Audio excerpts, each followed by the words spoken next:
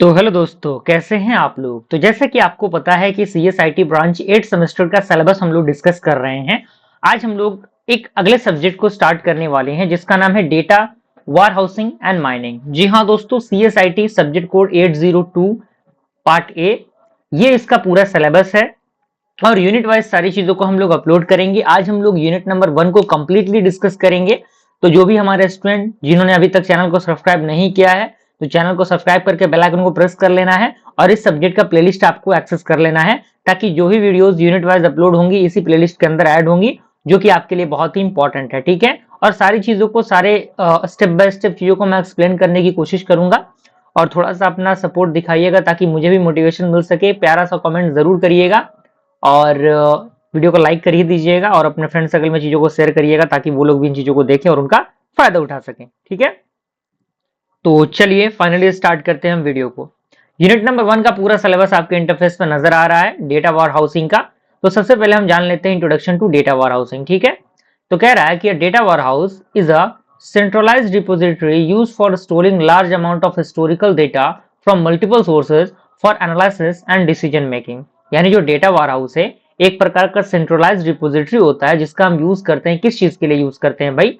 Store करने के लिए बड़े मात्रा में, यानी large amount of historical data, यानी जो भी आपके हिस्टोरिकल डेटा होते हैं, जो प्रीवियस डेटा होते हैं, उनको स्टोर करने के लिए बेसिकली इसका यूज होता है। जो कहां से स्टोर होते हैं? Historical data from the multiple sources. किस चीज के according? For the analysis and the decision making, यानी चीजों को एनालाइज करने के लिए, डिसीजन के लेने के लिए हम जो भी हिस्टोरिकल डेटाज होते हैं उनसे जो है चीजों को क्या करते हैं? स्टोर करते हैं, उसको एक्सेस करते हैं। क्लियर हुआ? अब कह रहा है कि the concept of data warehouse was introduced by the Bill Inmon. यानी ये जो कंसेप्ट है डेटा वार हाउस का, ये किसके द्वारा इन्वेंट किया गया था, किसके द्वारा इंट्रोड्यूस किया गया था? ये बिल इनमोन के द्वारा जो है इंट्रोड्यूस किया गया था। क्लियर है? अब एक छोटा सा डेफिनेशन दिया है, टेक्निकल डेफिनेशन जो है, कह रहा कि data warehouse is a sub oriented integrated time variant and non volatile collection of data use to support management decision making. यानी जो डेटा वार हाउस है एक प्रकार का सब ओरिएंटेड और इंटीग्रेटेड टाइम वेरिएंट और नॉन वोलेटाइल कलेक्शन होता है डेटा का, जो यूज करता है सपोर्ट करने के लिए, सपोर्ट करने के लिए किस चीज को? मैनेजमेंट डिसीजन मेकिंग को। यानी जो भी डिसीजन मेकिंग होता है उनके मैनेजमेंट को ये सपोर्ट प्रोवाइड करता है। That simple as that. Okay, अब आता है कैरेक्टरिस्टिक्स, यानी इसके कैरेक्टरिस्टिक्स क्या होते हैं भाई डेटा वार हाउस के। तो पहला कैरेक्टरिस्टिक्स है कि ये सब्जेक्ट ओरिएंटेड होते हैं, यानी data is organized around the major subject such as, यानी जो डेटा है वो ऑर्गेनाइज्ड होते हैं एक मेजर सब्जेक्ट के अकॉर्डिंग, जैसे कि आपका सेल्स हो गया, कस्टमर हो गया, प्रोडक्ट हो गए। इनके क्या होते हैं? डेटा एक सीक्वेंस में अरेंज होते हैं, ऑर्गेनाइज्ड होते हैं। दूसरा आपका आता है इंटीग्रेटेड। इसके अंदर कह रहा है कि data from multiple sources is combined into a consistent format, यानी जो डेटा जो कि मल्टीपल सोर्सेज से निकल के आते हैं वो कंबाइंड होते हैं एक कंसिस्टेंट फॉर्मेट में। ठीक है, जैसे एग्जांपल आपका हो गया database, CRM system, ERP system, ये सारे क्या है? इंटीग्रेटेड जो फॉर्मेशन है डेटाबेस, डेटा वारहाउस के कैरेक्टरिस्टिक्स हैं। तीसरा हमारा आता है टाइम वेरिएंट। यहाँ पे कह रहा है कि data warehouse store historical data for long periods, यानी एक लंबे समय में जो डेटा वारहाउस है वो हिस्टोरिकल डेटा को स्टोर करने में मदद करता है। जैसे एग्जांपल आपका हो गया sales data from the last 5 year, यानी पिछले 5 साल के जो डेटाज हैं, जिससे कि हम सेल्स को आइडेंटिफाई करेंगे कितने ज्यादा चीजें जो है वो सोल्ड आउट हुई हैं, ये चीजें इसके अंदर होती हैं। अगला हमारा आता है नॉन वोलेटाइल। इसके अंदर कह रहा है कि data once entered into the warehouse is not frequently modified, यानी डेटा जो एक बार वार हाउस के अंदर इंटर हो गया वो दोबारा मॉडिफाइड नहीं हो सकता। That simple. ऑपरेशन केवल अलाउ होगा डेटा लोडिंग का, डेटा क्यूरिंग का। उसके बाद हमारा आता है कंपोनेंट डेटा वार हाउस के क्या होते हैं। तो सबसे पहला कंपोनेंट आपका है सोर्स सिस्टम, दूसरा आपका ELT extract transform and load, उसके बाद आपका आता है डेटा वार हाउस स्टोरेज, उसके बाद आपका आता है ओलैप टूल, देन उसके बाद आपका आता है रिपोर्टिंग टूल। क्लियर हुआ? चलिए आगे बढ़ते हैं। हम स्टेप की बात करें, डेटा वार हाउस डिलीवरी प्रोसेस में कौन कौन से स्टेप्स फॉलो होते हैं, जो कि स्टेप आपके इंटरफेस पे यहाँ पे नजर आ रहे हैं। सबसे पहला आपका आता है आईटी स्ट्रेटजी। ठीक है, तो यहाँ पे ये डिफाइन करता है ओवरऑल बिजनेस को और आईटी स्ट्रेटजी को for the data war house. Okay, दूसरा आपका आता है बिजनेस केस, यानी ये आइडेंटिफाइंग करता है बिजनेस के रिक्वायरमेंट को और उनके बेनिफिट्स को। जैसे एग्जांपल आप क्या होगा, इंप्रूव करना रिपोर्टिंग को, ठीक है, या फिर बेटर डिसीजन मेकिंग के लिए बेसिकली ये काम करता है। ठीक है, प्रोजेक्ट प्लानिंग के अंदर ये सारे क्या है? ये सारे स्टेप्स हैं जो कि डिलीवरी के प्रोसेस के अंदर डेटा वारहाउस के अंदर यूज होते हैं। प्रोजेक्ट प्लानिंग यानी प्रोजेक्ट का प्लान तैयार करना, नहीं प्लान करना डेवलपमेंट को, और डेवलपमेंट प्रोसेस को जो इंक्लूड करता है रिसोर्सेज को, टाइमलाइन को और बजट को। बिजनेस रिक्वायरमेंट एनालिसिस यानी कलेक्ट करना यूजर के रिक्वायरमेंट को, आइडेंटिफाइंग करना डेटा के सोर्सेज को। टेक्निकल ब्लूप्रिंट यानी डिजाइन करना आर्किटेक्चर को और डेटा मॉडल को। अगला हमारा आता है डेटा वारहाउस डेवलपमेंट यानी जो डेवलप करना वारहाउस को, including the ETL process, database structure, data loading. उसके बाद आपका आता है डिप्लॉयमेंट यानी implement the system and provide the access to the user यानी इंप्लीमेंट करना सिस्टम को और प्रोवाइड करना एक्सेस टू द यूजर को, यानी यूजर चीजों को एक्सेस कर सके। मेंटेनेंस की बात करें यानी मॉनिटर करना परफॉर्मेंस को और अपडेट करना सिस्टम को रेगुलरली, यानी रेगुलरली सिस्टम को अपडेट करते रहना। ये चीजें इसके अंदर शामिल होती हैं स्टेप्स में। अब हमारा आता है डेटा वारहाउस आर्किटेक्चर यानी डेटा वारहाउस आर्किटेक्चर होता क्या है, ठीक है। तो यहाँ पे आपके सामने पॉइंट दिए गए हैं, कह रहा है कि data warehouse architecture describe the structure and components used to store and process data. यानी जो डेटा वारहाउस आर्किटेक्चर है वो डिस्क्राइब करता है स्ट्रक्चर को और कंपोनेंट को जो यूज होते हैं स्टोर करने के लिए और प्रोसेस करने के लिए डेटा को, ठीक है। अगर हम type of data warehouse architecture की बात करें तो सबसे पहला आपका आता है सिंगल टायर आर्किटेक्चर, ठीक है, ठीक है। तो पहला आपका क्या है, सिंगल टेयर आर्किटेक्चर है जिसमें सिंपलेस्ट आर्किटेक्चर यूज होता है। ये रिड्यूस करता है डेटा की रिडंडेंसी को और रियरली ये यूज होता है, यानी काफी कम केसेस में इसका यूज होता है। दूसरा आपका आता है टू टियर आर्किटेक्चर यानी डेटा वार हाउस कनेक्ट होंगे directly with the source system और ये लिमिटेड स्केलेबिलिटी होगा इसका।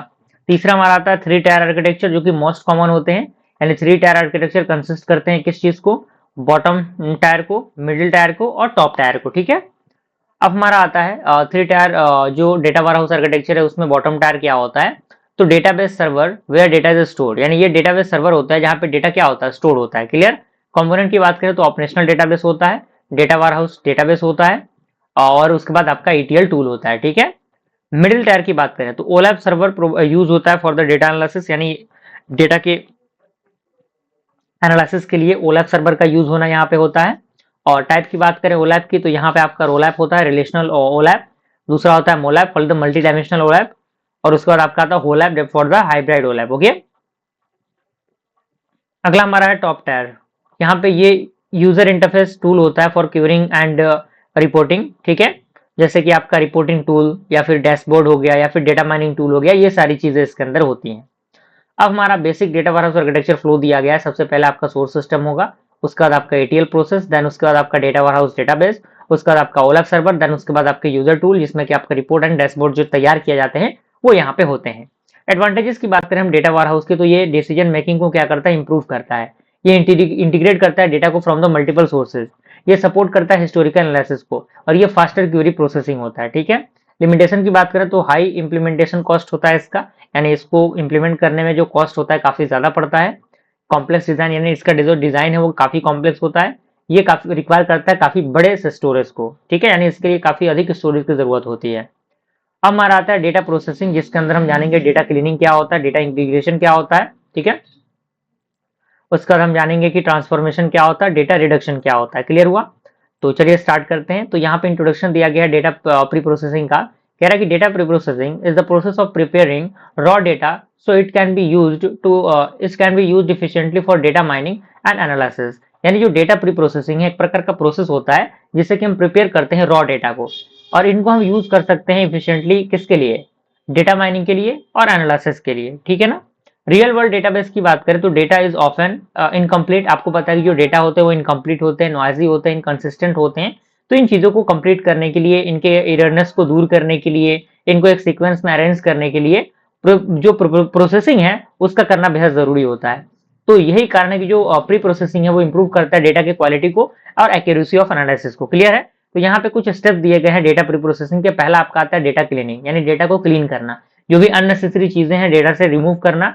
दूसरा इंटीग्रेट करना, उसके बाद आपका आता है ट्रांसफॉर्मेशन, यानी डेटा को अनदर फॉर्म में ट्रांसफर करना। Then after that data reduction, clear हुआ। चलिए अब हमारा आता है डेटा क्लीनिंग क्या होता है, तो वही बात है, नाम से पता लग रहा है आपको कि data cleaning is the process of removing errors, missing values and inconsistencies from data. यानी जो डेटा क्लीनिंग है एक प्रकार का प्रोसेस होता है जिससे कि हम रिमूव करते हैं एरर्स को, मिसिंग वैल्यूज को और इनकंसिस्टेंसीज, जो आपके इनकंसिस्टेंसीज होती हैं डेटास की, उनको क्या करते हैं हम रिमूव करते हैं। अगर हम टाइप की बात करें डेटा प्रॉब्लम की इसके अंदर तो मिसिंग डेटा आता है, यानी सम वैल्यू में भी मिसिंग, जैसे कि आपका रवि का एज दिया है यहाँ पे 22 और इसका सिटी दिया कि ये दिल्ली में रहता है, लेकिन अमन है, अमन का सिटी दिया गया मुंबई रहता है, लेकिन यहाँ पे एक मिसिंग वैल्यू है, इसका एज नहीं बताया गया, इसीलिए यहाँ पे क्वेश्चन मार्क आपको दिख रहा होगा। तो method to handle the missing data, यानी मिसिंग डेटा को हैंडल करने के लिए मेथड क्या है? पहला आपका है इग्नोर करना रिकॉर्ड को, फिल करना with the average value, fill up with the most frequent value and predict करना using the machine learning. Clear? तो ये आपके मेथड है। क्लियर हुआ? अब हमारा आता है नॉइजी डेटा क्या होता है। कह रहा है कि noisy data contains the random error और इनकरेक्ट वैल्यूज, यानी जो नॉइजी डेटा होता है वो कंटेन करता है रैंडम एरर्स को और इनकरेक्ट वैल्यूज को, यानी कहीं ना कहीं एक नॉर्मल एरर होगा या फिर कोई इनकरेक्ट वैल्यूज होंगे। जैसे एग्जांपल आपका एज आपका 200 साल है, तो method to be remove noise, यानी बाइंडिंग, यानी ये एज 2 साल है, 200 साल है, तो 200 साल क्या सही चीज है? कहीं ना कहीं एरर वाली चीज है।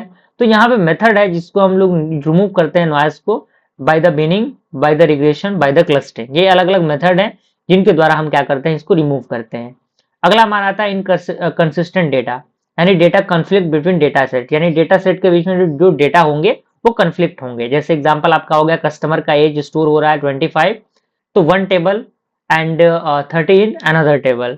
तो सॉल्यूशन क्या है? Correct value using the rules और कांस्टेंट, यानी करेक्ट वैल्यू यूज करना जिससे कि एक सही रूल और कांस्टेंट वहां पे बैठ सके, तभी हम इसको क्या करेंगे, यूज करेंगे। क्लियर हुआ? अब यहाँ पे आता है डेटा का इंटीग्रेशन। यहाँ पे कह रहा है कि data integration combine data from multiple sources into a single unified data set, यानी जो डेटा इंटीग्रेशन है वो कंबाइन करता है डेटा को अलग अलग मल्टीपल सोर्सेज से एक सिंगल यूनिफाइड डेटा सेट में। सोर्सेज क्या इंक्लूड करते हैं? डेटाबेसेस को, डेटा वारहाउस को, फाइल्स को, वेब डेटा को। क्लियर हुआ? अब चैलेंजेस की बात करें, डेटा इंटीग्रेशन में कौन कौन से चैलेंजेस आएंगे। पहला चैलेंज आपका आएगा स्कीमा इंटीग्रेशन, यानी डिफरेंट डेटाबेस में भी डिफरेंट स्कीमा, यानी अलग अलग डेटाबेस के पास क्या होगा, अलग अलग स्कीमा होगा। जैसे एग्जांपल आपका टेबल 1 के पास कस्टमर आईडी है, तो टेबल 2 के पास आपका कस्ट आईडी होगा, तो ये कहीं ना कहीं अलग है। डेटा रिडंडेंसी की मैं बात करूं तो सेम डेटा में भी अपीयर मल्टीपल टाइम, यानी एक ही डेटा मल्टीपल टाइम रिपीट होना। तो जैसे एग्जांपल आपका डुप्लीकेट कस्टमर रिकॉर्ड, यानी एक ही कस्टमर का 2 बार हमने चीजों को जो है वो रिकॉर्ड को कह सकते हैं कि स्टोर कर लिया, तो कहीं ना कहीं डुप्लीकेशन वहां पे हुआ। तो सोल्यूशन क्या है? रिमूव करना डुप्लीकेट डेटा को, यानी 2 बार डेटा रिमूव हुई है, यानी 2 बार डेटा ऐड हुआ है, तो एक बार तो रिमूव करना पड़ेगा ना। तो ये चीजें इसके अंदर होती हैं। डेटा वैल्यू कॉन्फ्लिक्ट की बात करें तो डिफरेंट यूनिट और फॉर्मेट यूज होंगे यहाँ पे। जैसे एग्जांपल आपका हाइट इन सेंटीमीटर और इंचेस, यानी हाइट आपके सेंटीमीटर में और इंचेस में है, तो कन्वर्ट करना होगा सेम फॉर्मेट में, यानी अगर सेंटीमीटर में है तो दूसरा भी सेंटीमीटर में होना चाहिए, एक अगर इंच में है तो दूसरा भी इंच में होना चाहिए। क्लियर हुआ? चलिए अगला हमारा आता है डेटा ट्रांसफॉर्मेशन। यहाँ पे कह रहा है कि data transformation convert data into the suitable format और स्ट्रक्चर फॉर एनालिसिस, यानी जो डेटा ट्रांसफॉर्मेशन होता है वो कन्वर्ट करता है डेटा को, किसमें कन्वर्ट करता है भाई? एक सुटेबल फॉर्मेट और स्ट्रक्चर में कन्वर्ट करता है एनालिसिस के लिए। जैसे मेथड की बात करें तो नॉर्मलाइजेशन आता है, यानी scaling value into the small range, यानी जो आपके वैल्यूज हैं उनको एक स्मॉल रेंज में फिट करना, जो आपका 0 to 1 स्केल होता है। फॉर्मूला आपका दिया V dash is equal to V minus minimum upon maximum minus minimum. ठीक है। एग्रीगेशन क्या होता है? एग्रीगेशन होता है कंबाइन करना मल्टीपल रिकॉर्ड को, जैसे आपका डेली सेल्स हो गया, मंथली सेल्स हो गया, तो कहीं ना कहीं कंबाइन करना हो गया चीजों को। जनरलाइजेशन की बात करें तो रिप्लेस करना डिटेल डेटा को with the higher level data, जैसे कि आपका सिटी और कंट्री हो गया। एट्रीब्यूट कंस्ट्रक्शन की हम बात करें तो कंबाइन करना नए एट्रीब्यूट को फ्रॉम द एग्जिस्टिंग वन, यानी ऑलरेडी जो एग्जिस्टिंग है उनसे एक नए क्रिएट करना एट्रीब्यूट को। जैसे age from the date of birth, यानी डेट ऑफ बर्थ से हम एज निकाल रहे हैं, तो कहीं ना कहीं हम क्या कर रहे हैं, ऑलरेडी एग्जिस्टिंग चीजों से चीजों को निकाल रहे हैं, नई चीज को बना रहे हैं, वो चीजें होती हैं। Data reduction, data reduction reduce करता है डेटा के साइज को जब जो आपका प्रिवेंटिंग होता है इंपॉर्टेंट इन्फॉर्मेशन, तो उस कंडीशन में रिडक्शन अप्लाई किया जाता है। ये इंप्रूव करता है स्टोरेज की एफिशिएंसी को, प्रोसेसिंग स्पीड को। मेथड का है डेटा रिडक्शन का? पहला मेथड आपका है डेटा क्यूब एग्रीगेशन, यानी aggregating data at the higher level, यानी डेटा को हायर लेवल पे एग्रीगेट करना, जैसे कि आपका डेली सेल्स और मंथली सेल्स हो गए। ठीक है। उसके बाद डायमेंशनलिटी आपके पास दिया हुआ है, जिसमें कह रहा है reducing the number of attribute, यानी नंबर ऑफ एट्रीब्यूट को रिड्यूस करना, जैसे कि आपका using the principal component analysis, इसके अकॉर्डिंग हम डायमेंशनलिटी रिडक्शन करते हैं। डेटा कंप्रेशन की हम बात करें तो compressing the data to save space, यानी कंप्राइज करना डेटा को जिससे कि स्पेस बचाया जा सके, उसको सेव किया जा सके। सैम्पलिंग, यानी सेलेक्ट करना रिप्रेजेंटेटिव सबसेट ऑफ डेटा को, जैसे कि आपका using 10% of data set for analysis. ठीक है। इंपॉर्टेंस क्या है डेटा प्रोसेसिंग के? तो पहला ये है कि ये इंप्रूव करता है, किस चीज को इंप्रूव करता है भाई? डेटा की क्वालिटी को इंप्रूव करता है, साथ ही साथ जो एरर्स और नॉइज होते हैं उनको रिमूव करता है। ठीक है। तो फ्रेंड उसी में एक और चीज हमारा था, यहाँ पे ऐड करना था एक और चीज, जो कि आपके पास डेटा वारहाउस डिजाइन है। तो सबसे पहले डेटा वारहाउस डिजाइन की हम बात करते हैं। तो कह रहा है कि data warehouse design involves organizing data in a way that supports fast querying, analysis and decision making। यानी जो डेटा warehouse डिजाइन है वो इन्वॉल्व करता है ऑर्गेनाइज करने के लिए डेटा को अलग अलग तरीके से, जो सपोर्ट करता है, किस चीज को सपोर्ट करता है भाई, क्यूरिंग को, फास्ट एनालिसिस को, साथ ही साथ डिसीजन मेकिंग को। डिजाइन इंक्लूड करता है डेटा warehouse के स्कीमा को, पार्टिशनिंग स्ट्रेटेजी को और डेटा warehouse के इम्प्लीमेंटेशन को। ठीक है, अब आता है आपका डेटा warehouse स्कीमा। तो स्कीमा क्या होता है? कह रहा है कि schema defines the logical structure of a data warehouse and how data is organised into the fact tables and dimension table. यानी जो स्कीमा है वो डिफाइन करता है लॉजिकल स्ट्रक्चर को, किसके लॉजिकल स्ट्रक्चर को? डेटा warehouse के लॉजिकल स्ट्रक्चर को। और ये बताता है कि हाउ डेटा, यानी डेटा कैसे ऑर्गेनाइज्ड होगा एक फैक्ट टेबल में और डायमेंशन टेबल में। जैसे हम टाइप की बात करें डेटा warehouse स्कीमा की, तो पहला आपका आता है स्टार स्कीमा। यानी star schema is the simplest and the most commonly used schema. यानी स्टार स्कीमा काफी सिंपलेस्ट और काफी कॉमनली यूज्ड स्कीमा होता है। अगर हम इसके स्ट्रक्चर की बात करें तो एक सेंट्रल फैक्ट टेबल होगा और मल्टीपल डायमेंशनल टेबल होंगे। जैसे कि आपका टाइम है तो यहाँ पे कस्टमर सेल्स फैक्ट और उसका प्रोडक्ट है, और यहाँ पे लोकेशन है। कंपोनेंट क्या है आपका? Fact table. यानी ये कंटेंट करता है न्यूमेरिकल वैल्यू को, जो मेजर करता है चीजों को, जैसे कि आपका सेल्स हो गया, अमाउंट हो गया, क्वांटिटी हो गया। ठीक है, डायमेंशन टेबल कंटेन करना डिस्क्रिप्टिव एट्रीब्यूट को, जैसे कि आपका प्रोडक्ट का नेम हो गया, कस्टमर का नेम हो गया। तो ये आपके कंपोनेंट हैं इनके, सॉरी डिसीजन टेबल है, डायमेंशन टेबल है। अगला हमारा क्या है? अगला हमारा स्नोफ्लेक स्कीमा। क्या होता है? कह रहा है snowflake schema is a normalized version of star schema. यानी जो स्टार स्कीमा है उसका एक नॉर्मलाइज्ड वर्जन क्या है? स्नोफ्लेक स्कीमा है। और डायमेंशन टेबल फर्दर डिवाइड होंगे सब डायमेंशन टेबल्स में। जैसे कि आपका प्रोडक्ट है, प्रोडक्ट का कैटेगरी होगा, प्रोडक्ट का जो है वो डिपार्टमेंट होगा, किस डिपार्टमेंट का प्रोडक्ट है। एडवांटेज की बात है, ये रिड्यूस करता है रिडंडेंसी को, यानी बार बार जो रिपीटेशन होती है उनको रिड्यूस करता है। बेटर डेटा ऑर्गेनाइजेशन प्रोवाइड करता है। डिसएडवांटेज ये है कि ये काफी कॉम्प्लेक्स क्वेरी होता है।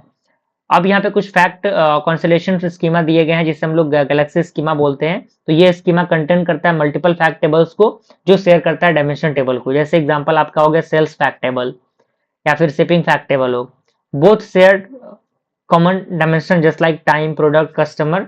ये दोनों चीजें इसके अंदर आती हैं। अगला हमारा आता है पार्टीशनिंग स्ट्रेटजी। यहाँ पे कह रहा है कि partitioning strategy divide large data tables into the smaller part for better performance and management. यानी जो पार्टीशनिंग है वो डिवाइड करता है बड़े डेटा टेबल को एक स्मॉलर पार्ट ऑफ डेटा में, जो कि जिससे कि उसकी परफॉर्मेंस बेटर और उसके मैनेजमेंट बेटर हो सके। अगर हम टाइप की बात करें पार्टीशनिंग की, तो सबसे पहला आपका आता है हॉरिजॉन्टल पार्टीशनिंग। यानी रॉ जो होंगे वो डिवाइड होंगे डिफरेंट टेबल्स में, जैसे कि आपका सेल्स डेटा बाय ईयर, यानी सालाना डेटा का सेल्स क्या है। जैसे सेल्स आपका 2023 का हो गया, सेल्स आपका 2024 का हो गया। दूसरा हमारा था वर्टिकल पार्टीशनिंग। यानी ये जो कॉलम होते हैं वो डिवाइड होते हैं डिफरेंट टेबल्स में। जैसे कि कस्टमर का नेम हो गया, कस्टमर टेबल में कस्टमर का आईडी हो गया, कस्टमर का नेम हो गया। कस्टमर डिटेल में उसका एड्रेस हो गया, उसका फोन नंबर हो गया। तो ये आपका वर्टिकल पार्टीशनिंग होता है। अब आता है आपका हैश पार्टीशनिंग। यहाँ पे कह रहा है कि data is distributed using A hash function. यानी जो डेटा है वो हैश फंक्शन की मदद से क्या होंगे? डिस्ट्रीब्यूट होंगे। बेनिफिट इसका क्या है? बेनिफिट ये है कि ये फास्ट क्यूरी होता है, ये इंप्रूव करता है परफॉर्मेंस को, साथ ही साथ ये इजी डेटा मैनेजमेंट प्रोवाइड करता है। अब यहाँ पे आता है वार house, data warehouse implementation. यानी आखिर कैसे हम इसको इम्प्लीमेंट करते हैं। तो कह रहा है कि data warehouse implementation refers to building and deploying the data warehouse system. यानी जो आपका डेटा वार हाउस इम्प्लीमेंटेशन है वो रिफर करता है किस चीज को? बिल्डिंग को। और जो आपके डिप्लॉइंग होता है डेटा वार हाउस सिस्टम का, उसको। स्टेप क्या है इम्प्लीमेंटेशन के? पहला आपका है रिक्वायरमेंट एनालिसिस, दूसरा है डेटा वार हाउस डिजाइन, तीसरा आपका data extraction from the source system, data transformation and cleaning, data loading into the warehouse and query and reporting tool setup. साथ ही साथ यहाँ पे ये सारे क्या है स्टेप है, ठीक है ना। अब यहाँ पे कह रहा है कि ETL tool are often used for this process. यानी इस प्रोसेस के लिए जो ETL टूल है, एक्सट्रैक्ट ट्रांसफॉर्म एंड लोड का, इसके लिए जो है वो यूज होता है। अब आता है अगला term data mart. Data marts क्या होते हैं? क्लियर? तो डेटा मार्ट्स यहाँ पे दिए गए हैं। कह रहा है कि data marts A data marts is a smaller subset of a data warehouse designed for a specific department। यानी डेटा मार्ट एक प्रकार का स्मॉलेस्ट सबसेट होता है डेटा warehouse का, जो डिजाइन होता है किस चीज के लिए? किसी स्पेसिफिक डिपार्टमेंट के लिए। जैसे एग्जांपल की हम बात करें डिपार्टमेंट, जैसे कि सेल्स का डिपार्टमेंट हो गया, फाइनेंस का डिपार्टमेंट हो गया, मार्केटिंग का डिपार्टमेंट हो गया। टाइप ऑफ डेटा मार्ट्स की बात करें तो डिपेंडेंट डेटा मार्ट होता है, जो क्रिएट होता है from an existing data warehouse। दूसरा होता है इंडिपेंडेंट डेटा मार्ट, यानी जो क्रिएटेड होते हैं directly from the operational system. Advantage की बात करें तो fast for access to data, department specific analysis and reduce करता है ये कॉम्प्लेक्सिटीज को, ठीक है। अगला हमारा आता है मेटा डेटा। मेटा डेटा क्या होता है? डेटा अबाउट डेटा, यानी मेटा डेटा का मतलब होता है डेटा अबाउट डेटा, यानी डेटा के बारे में डेटा जो है वो बताता है मेटा डेटा को, ठीक है। और ये डिस्क्राइब करता है स्ट्रक्चर को, सोर्सेस को और मीनिंग को, डेटा को इन द डेटा वेयरहाउस, ठीक है। टाइप्स की बात करें मेटा डेटा की, टेक्निकल मेटा डेटा आता है, इंफॉर्मेशन अबाउट किस चीज का इंफॉर्मेशन भाई? टेबल के स्ट्रक्चर का, डेटा के टाइप्स का, ईटीएल प्रोसेस का। अगला आता है बिजनेस मेटा डेटा, यानी ये इंफॉर्मेशन होता है अबाउट किस चीज का भाई? बिजनेस डिफिनेशंस का, डेटा मीनिंग का। एग्जांपल जैसे सेल्स का आपका है, total revenue generated from the product, यानी प्रोडक्ट से टोटल रेवेन्यू कितना जनरेट हो रहा है, ये चीजें इसके अंदर आती हैं। अब हमारा कुछ एग्जांपल दिया गया है मल्टी डायमेंशनल डेटा मॉडल का, जो कि आपके सामने यहाँ पे नजर आ रहा होगा, आप इसको देखिएगा। कह रहा है कि multi dimensional data model organises data into the dimensions and fact for analytical processing, यानी जो आपका मल्टी डायमेंशनल डेटा मॉडल है वो ऑर्गेनाइज करता है डेटा को अलग अलग डायमेंशन और फैक्ट्स में फॉर एनालिटिकल प्रोसेसिंग, ओके। जैसे एग्जांपल आपका हो गया सेल्स डेटा क्यूब। डायमेंशन की हम बात करें, टाइम हो गया, प्रोडक्ट हो गया, लोकेशन हो गया। मेजर्स की बात करें, सेल्स अमाउंट जैसे टाइम, प्रोडक्ट साइज, लोकेशन, ये आपके क्या फॉर्मेशन है। ये जो स्ट्रक्चर है वो अलाउ कर रहा है एनालिसिस को, such as the sales by product, यानी प्रोडक्ट के अकॉर्डिंग कितना सेल्स हुआ, रीजन के अकॉर्डिंग यानी किसी एरिया में किस चीज का कितना सेल है, सेल्स बाय मंथ, मंथली कितना सेल हो रहा है। तो ये मॉडल जो है वाइडली यूज होते हैं ओलैप सिस्टम के अकॉर्डिंग। एडवांटेज क्या है भाई मल्टी डायमेंशनल मॉडल का? ये इजी डेटा एनालिसिस होता है, यानी डेटा एनालाइज करना इसके अंदर आसान होता है।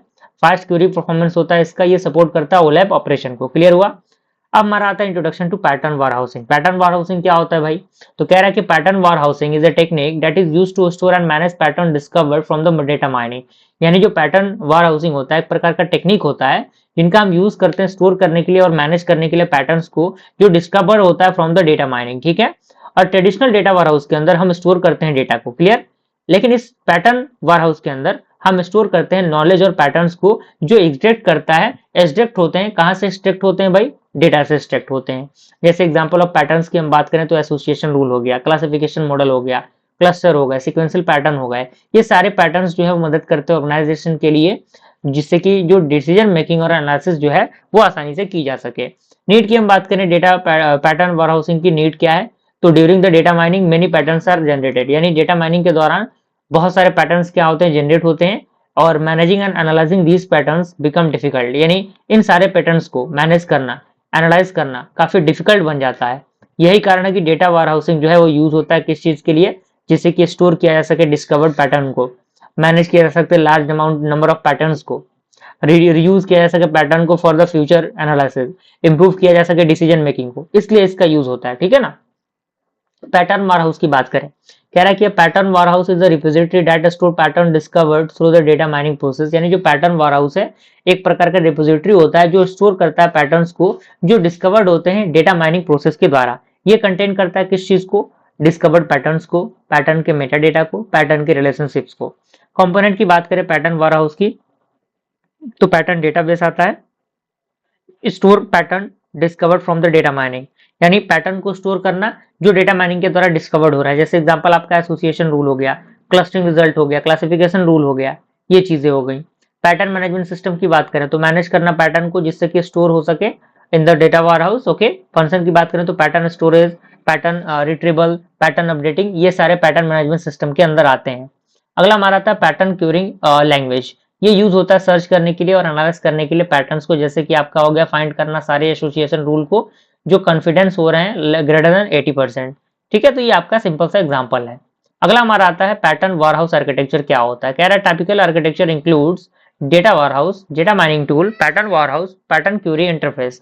ये क्या है? टाइपिकल जो बेसिकली इसके अंदर आर्किटेक्चर है वो यूज होते हैं।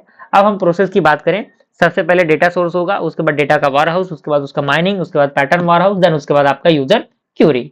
अगला हमारा आता है application for the pattern warehousing. तो pattern warehousing is used in many field, यानी अलग अलग फील्ड में यूज होते हैं। पहला आपका आता है बिजनेस इंटेलिजेंस में, यानी ये फाइंड करता है कस्टमर के बाइंग एंड पैटर्न्स को, बाइंग पैटर्न्स को। मार्केटिंग यानी एनालाइज करना प्रोडक्ट को और जो आपके प्रोडक्ट परचेसिंग ट्रेंड्स होते हैं उनको। हेल्थ केयर डिटेक्ट करना डिजीज पैटर्न को, यानी किस प्रकार का बीमारी है। बैंकिंग में फ्रॉड को डिटेक्ट करना।